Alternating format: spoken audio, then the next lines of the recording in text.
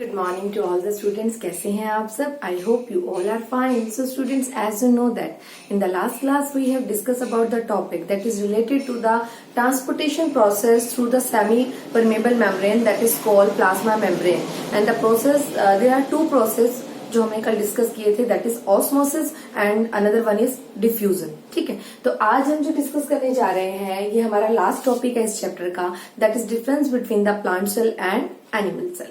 तो आज हम प्लांट सेल और एनिमल सेल के बीच में कुछ डिफरेंस देखेंगे. ठीक है, तो सबसे पहले है what is plant cell. Plant cell आपको पता है, plants also contain cells and animals also contain cells. जो प्लांट होते हैं बेटा, उनके जो सेल्स होते हैं, the first difference is the plant cells are larger than the animal cells, and the size of the plant cell is 10 micrometer to 100 micrometer. ठीक है, प्लांट सेल जो होते हैं वो लार्जर होते हैं एनिमल सेल्स के कंपैरिजन में, और उनका साइज होता है 10 माइक्रोमीटर टू 100 माइक्रोमीटर. यही हम बात करें एनिमल सेल्स की. Animal sales smaller than plant cells, और उनका जो साइज है वो वेरी करता है from 10 micrometer to 30 micrometer.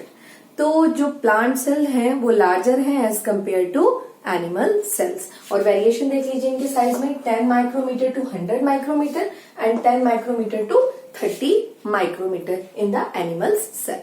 And the second difference is इनकी जो प्लांट सेल जो होते हैं ये ऑलमोस्ट सिमिलर होते हैं, डिफरेंट शेप्स में काफी कम होते हैं, ऑलमोस्ट सिमिलर होते हैं सब प्लांट सेल्स, और उनकी शेप या तो रेक्टेंगुलर होती है या क्यूबॉइड शेप होती है. ठीक है, क्यूबिक शेप होती है. तो plant cells, almost all the plant cells are similar and their shape में be rectangular and cube shape. But यही हम बात करें एनिमल सेल्स की. एनिमल सेल्स काफी इरेगुलर शेप के होते हैं. ये सभी सेल ऑलमोस्ट सिमिलर नहीं होते, काफी डिफरेंट टाइप के सेल्स होते हैं, इरेगुलर नेचर के होते हैं. ये राउंड भी हो सकते हैं, irregular body to round body तक ही वेरी करते हैं. और ये number of type of cells होते हैं एनिमल सेल्स, और ये ऑलमोस्ट सिमिलर नहीं होते. बट यही बात करें अगर हम प्लांट सेल्स की, प्लांट सेल्स के जो सेल्स होते हैं वो ऑलमोस्ट सिमिलर होते हैं, और वो जो सिमिलैरिटी होती है on the basis of their shape, the shape में भी रेक्टेंगुलर और क्यूबॉइड. ठीक है, नेक्स्ट आ जाता है प्लांट सेल्स के अंदर सेल वॉल. जो प्लांट सेल की सेल वॉल होती है वो सेलुलोज से मिलकर बनती है, और जो प्लांट सेल्स होते हैं उनके ऊपर एक मेम्ब्रेन, सबसे पहले तो हो गई प्लाज्मा मेम्ब्रेन, और एक प्लाज्मा मेम्ब्रेन के ऊपर आउटर कवरिंग होती है प्लांट सेल्स में, जिसको हम बोलते हैं सेल वॉल. और वो सेल वॉल सेलुलोज से मिलकर बनती है, और वो काफी प्रोटेक्शन का काम करती है प्लांट सेल के लिए. ठीक है, बट यहीं अगर हम देखें एनिमल सेल में कोई भी सेल वॉल प्रेजेंट नहीं होती अराउंड द प्लाज्मा मेम्ब्रेन. इसमें सिर्फ आउटर लेयर जो होती है वो काफी सिलेक्टिव परमेबल मेम्ब्रेन होती है, और वो होती है प्लाज्मा मेम्ब्रेन. तो इसके अंदर प्लाज्मा मेम्ब्रेन की, प्लांट सेल्स में प्लाज्मा मेम्ब्रेन के ऊपर भी एक लेयर है जो काफी प्रोटेक्टिव लेयर है, that layer is called cell wall. ठीक है, नेक्स्ट आएगी, और वो काफी प्रोटेक्शन का काम करती है. नेक्स्ट आएगी जो प्लाज्मा मेम्ब्रेन होती है present just below the cell wall. इसमें जो प्लाज्मा मेम्ब्रेन है प्लांट सेल में, जो अभी मैंने बताई है बात आपको, plasma membrane, where the plasma membrane present in the plant cell. तो प्लांट सेल के अंदर जो प्लाज्मा मेम्ब्रेन है वो सेल वॉल के जस्ट नीचे प्रेजेंट होती है, और इसमें जो प्लाज्मा मेम्ब्रेन होती है वो आउटर कवरिंग ही प्लाज्मा मेम्ब्रेन है. इसमें प्लाज्मा मेम्ब्रेन के ऊपर फर्दर सेल वॉल प्रेजेंट नहीं होती, और प्लाज्मा मेम्ब्रेन काफी फ्लेक्सिबल नेचर की होती है. ठीक है, काफी रिजिड, काफी टर्जिड नहीं होती. In case of animal cell काफी फ्लेक्सिबल नेचर की होती है. Next, most of the cell organelles इसमें प्रेजेंट होती हैं.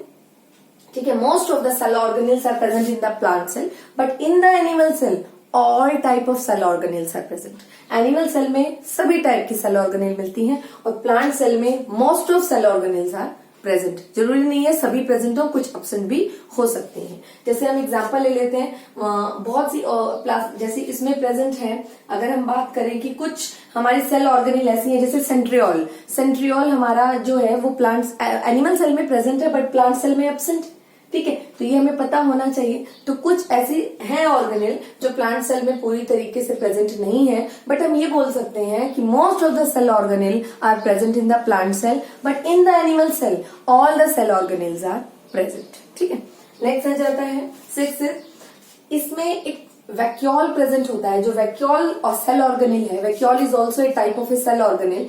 वो वैक्यूल काफी लार्ज साइज का होता है और सिंगल होता है, और पूरे सेल का 90% एरिया कम से कम कवर कर लेता है in the plant cell.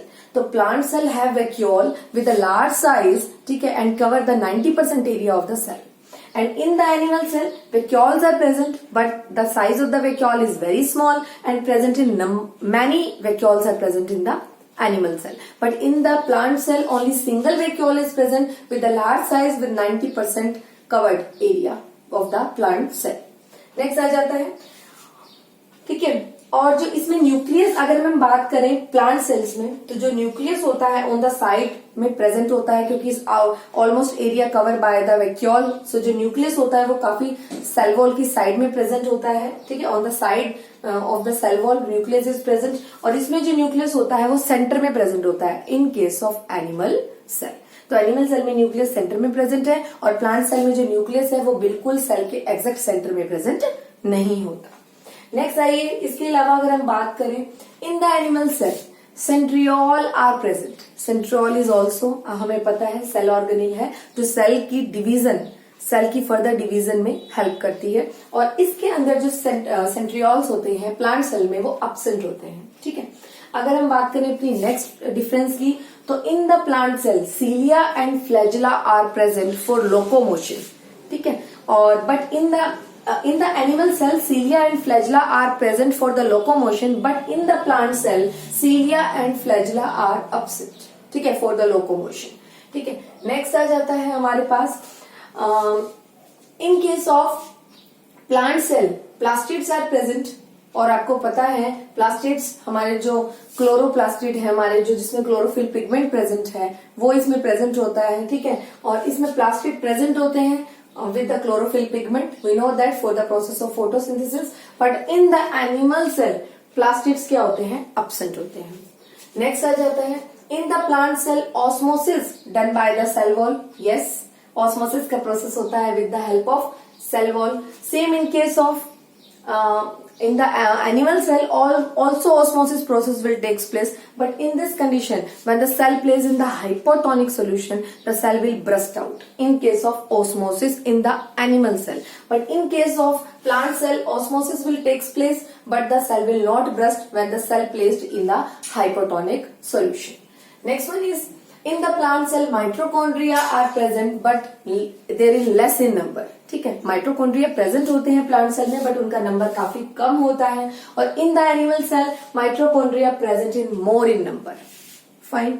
Next, in case of plant cell Golgi body are present, many Golgi body are present, but in the animal cell only single Golgi body is present, ठीक है. तो Golgi is also a, we know that it is also a it is a type of a cell organelle, we know that, ठीक है. तो these are the difference between the plant cell and animal cell, ठीक है. तो आप इसका structure भी draw करेंगे प्लांट सेल और एनिमल सेल का with the help of your worksheet, ठीक है. तो and watch the all the difference between the plant cell and animal cells, okay. तो in this complete chapter we discuss about, हमें अपने पूरे chapter की बात करें, the unit is the fundamental unit of life. तो पूरे यूनिट में हमने पढ़ा about the cell. Cell is the basic structural functional unit of life, we know that. और सेल की डिस्कवरी कैसे कैसे एक एक करके साइंटिस्ट आए और उन्होंने अपने अपने तरीके से न्यूक्लियस के बारे में बताया, ठीक है. और प्रोटोप्लाज्म एरिया के बारे में एक्सप्लेन किया, किस तरीके से सेल कंपार्टमेंट की फॉर्म में नजर आते हैं, ये सब कुछ एक्सप्लेन किया, ठीक है. फादर जो है बायोलॉजी के, ठीक है, उन्हें एरिस्टोटल बोलते हैं, ये बात मैंने आपको बताई. इसके अलावा हमने पढ़ा जो सेल के दो टाइप होते हैं, unicellular and multi cellular, different different type के सेल्स हैं, ठीक है. उसके बाद आप लोगों ने पढ़ा जो सेल होता है उसका स्ट्रक्चर कैसे होता है, सेल की शेप कैसी होती है, सेल का साइज कैसा होता है, और जो सेल का स्ट्रक्चर होता है उसमें न्यूक्लियस, साइटोप्लाज्म और प्लाज्मा मेम्ब्रेन, तीन बातें हमने पढ़नी है. और प्लांट सेल के अंदर प्लाज्मा मेम्ब्रेन के ऊपर भी एक लेयर होती है जिसे हम सेल वॉल बोलते हैं, उसके बारे में भी हमने डिस्कस किया.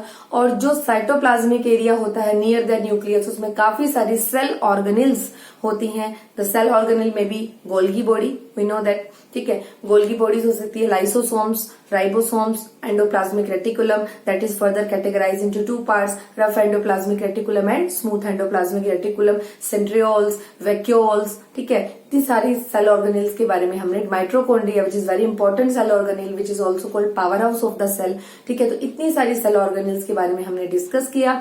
आफ्टर दैट हमने ये देखा जो प्लांट सेल के अंदर आउटर लेयर जो प्लाज्मा मेम्ब्रेन है वो किस तरीके से मटेरियल को एक्सचेंज करा रही है, सब्सटेंस को एक्सचेंज करा रही है, ठीक है, कैसे सब्सटेंस की एंट्री हो रही है, कैसे सब्सटेंस एग्जिट हो रहे हैं with the help of a two process osmosis and diffusion.